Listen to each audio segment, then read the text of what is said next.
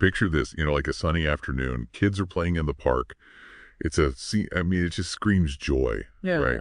But that piece, it was shattered recently in Schönel Park. This was in Aschaffenburg, Germany. Knife attack. 2 people were killed. Oh, gosh. A 2-year-old boy Oh, no. and a 41-year-old man. 2 other people were hurt. It's the kind of news, it stops you in your tracks. Yeah, for sure. You hear it and you're just like, what? Right. And we all know the basic facts of what happened, but today we're going to go beyond those headlines. Yeah, definitely. Try to understand, what led to this awful, awful thing. I think it's so important to, take all the fragments of information we have and try to create a more complete picture, right? Right. Like really dive deep into the why behind this horrific event. Exactly. And one detail that immediately jumps out to me is that the suspect, he was actually seen following a daycare group before the attack happened. Almost feels premeditated, right? It's that detail just raises so many questions, right? Right. Was this a targeted attack? Right. Was there something specific about that group, that daycare group, that drew his attention?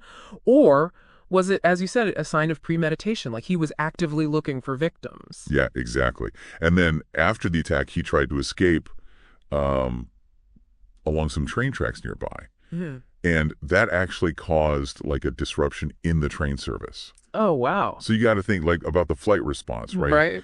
Right. Was this just pure panic, or was there some thought process, some calculation going on there? It is, it's really fascinating that the flight response, it's this primal instinct, that's just hardwired into us, into our brains. But how it comes out, how it manifests, it can be so different from person to person, Yeah. In some cases, yeah, it's just pure, unthinking panic. Right. But in other cases, there's this, strange logic to it. Think about it, train tracks. Right. They give you this clear path to escape, right? Yeah. A way to put distance between you and whoever's chasing you. I hadn't thought about it like that. That's a really good point. Yeah. But thankfully, the police were able to catch him. Right. They apprehended him really quickly. Right. And they've said there's no other suspects out there. Yeah.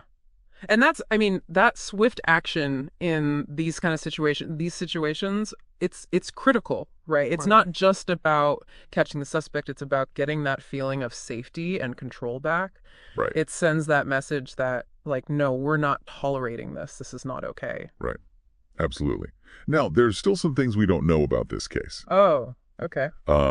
Authorities haven't said anything about the motive. They haven't said what the nationalities of the victims are, and they haven't released any details about the people who were injured. I get it. It's standard procedure, for ongoing investigations. Yeah. But it's frustrating, right? Yeah. When we're all trying to understand what happened. Sure. Doesn't withholding that information, even when they're doing it with good intentions, doesn't it sometimes make people more afraid and uncertain? That's a really, really good point.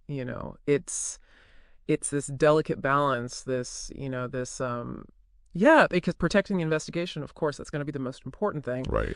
But when you don't give any information, people can start to speculate. They get anxious. Some experts even say that, maybe giving out some information, being more transparent, but choosing the information carefully, that might actually help. Right.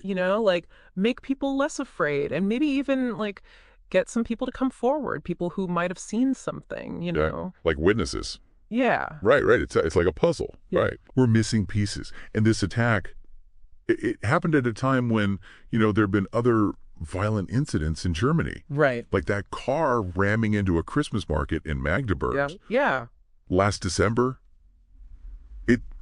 It's scary. Yeah. You start to wonder, are these isolated things, or are they part of some bigger, trend? It's such a crucial question to ask, to analyze this within the context of everything that's going on. Because Germany, they're dealing with a lot of the same things that many nations are, complicated societal issues. Yeah. Think about the energy crisis. Right. People are stressed about money. Yeah. Politics is so polarized thanks to social media a lot of the time. Yeah, absolutely. And we're still dealing with the effects of the pandemic. Right. All this just adds up. People just feel uneasy. Right. And so how do we as the society address this, right? Right. How do we give people freedom but also keep them safe? That's the $1 million question, isn't it? There's no easy answer. Some people say, let's have more surveillance. Let's, ramp up security measures. Yeah. But then you start losing privacy. What about people's civil liberties? Yeah. Other people say, no, let's focus on why people get violent in the first place. Right. Like, what about poverty, inequality, mental health? It's complicated. It's like this thing with all these different sides, you know? So the solution's got to be like that, too. It can't be just one thing.